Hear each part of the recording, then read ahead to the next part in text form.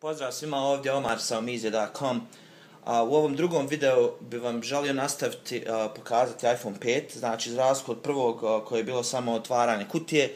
U drugom, nakon jedno 3,5 sata korištenja, bi vam želio prikazati svoje prve dojmove o iPhone 5. I moram početi s tim da sam veoma prijatno iznenađen sa ovom malom spravicom. Razlog zašto govorim je zato što stvarno nisam mislio da se iPhone 4S, odnosno iPhone 4 može uraditi na bolji način, međutim bio sam u krivu. Apple je još jednom na neki način postigao da napravi uređaj puno lakšim, ali da se sam uređaj čini još tvrđim, još bolje izrade. I to je upravo kako se osjeća, kako se dojmi iPhone 5. Jedna stvar koju stalno gledam je koliko je uređaj tamniji od iPhone 4, iPhone 4S. Sama prednja površina je skoro potpuno crna, znači nema razlike između zaslona i donjeg i gornjeg dijela. Tako da uređaj izgleda kad stoji negdje potpuno mračniji. Kad ga gledate na stolu, izgleda kao komad nekog crnog mermera, neki monolit, nešto puno tamnije nego iPhone 4. Šta više, imam iPhone 4 ovdje, pa mogu pokazati da, nažalost, kao i druga videa koja ste vidjeli na internetu, ne možete stvarno vidjeti razliku koju govorim preko videa, naročito sa lošim osvjetljenjem koje ja imam ovdje.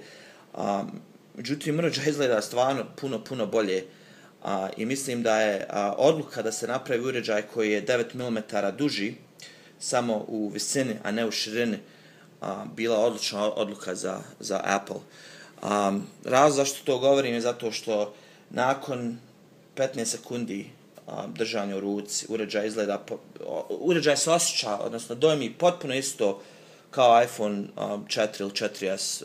Znači, praktički zaboravite da je uopšte tu neka velika razlika u visini zaslona. Jedino kad se vidi stvarno razlika u zaslonu je kad stavite iPhone u landscape mode i gledate neki film u punoj rezoluciji. Što je stvarno odlično. Mislim da je uređaj izvanredan.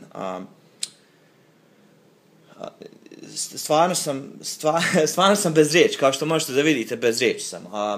Nisam siguran kako da objasnim osjećanja koja imam prema elektronskom uređaju. Mislim, malo je glupo i na taj način o tome pričati, ali Apple je stvarno radio odličnu spravicu. Kogod se dvoumio i razmišljao bilo ga kupili, ne bilo ga kupili, ja mogu reći slobodno, ako ga možete priuštiti sebi, definitivno ga kupite, čak i ako imate 4S, bez problema. Osim samog osjećaja u ruci, retina zaslon je odličan, puno bolji od 4S-a, vidljivo bolji što se tiče boja. Znači, ta statistika od 44% bolje saturacije je vidljiva, nažalost ne preko ovakve vrste videa, ali kad ga vidite uživo i usporedite, dosta je vidljivija. Sutra ću nadam se izbaciti još par videa po danu pod boljom rastom koji će pokazati razliku između zaslona i svjetline zaslona, boja, tako dalje i tako bliže. Osim zaslona, zvučnik koji je zamijenjen, odnosno sasvim sigurno je drugačiji od 4S zvučnika, je dosta glasniji, jedno 20% glasniji, ali što je još važnije je puno bolji. Znači, puno više se osjeća basa, puno više dobijete zvuka iz novog zvučnika nego iz starog. Lightning konektor je definitivno brži od starog konektora, ne znam razlog za to, pošto znam da su oba dva na USB 2.0, što u stvarnosti ne bi trebalo biti brže, ali prebacivajući neke slike sa iPhone 4, iPhone 4S i iPhone 5, mogu vam reći da je definitivno Lightning konektor brži. Ali od svega su me najviše, mogu vam reći, iznenadile slušalce, kao jedan besplatni dodatak iPhone-u. slušalce koje ja koristim svakodnevno i koje stvarno nisam volio, zato što su me, prvo što su me bolilo uši od njih nakon 30 minuta korištenja, a drugo što uvijek su mi ispadale. Ja i najčešće koristim za vrijeme vožnje na biciklu ili za vrijeme trčanja, tako da ili osjetim previše vjetra u ušima i ne čujem pola šta se dešava na iPhone u slušalcama, ili kad trčim, recimo, non stop mi ispadaju iz uha.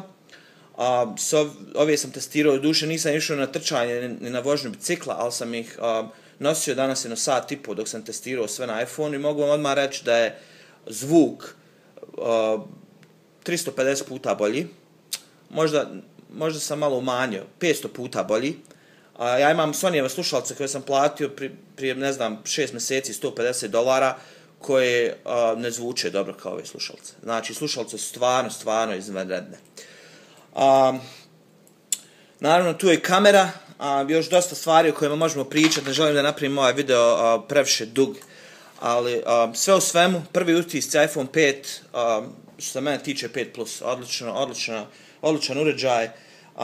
Naravno, nastavit ću ga koristiti i napravit ću još par videa u sljedećih par dana te vam javiti što mislim dalje u uređaju.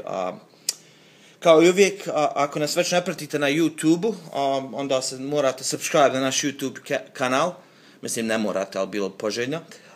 I naravno, nastavite nas pratiti preko omizio.com i preko naše Facebook stranice Omizio blog at Facebook. I to vam je to. Čujemo se uskoro.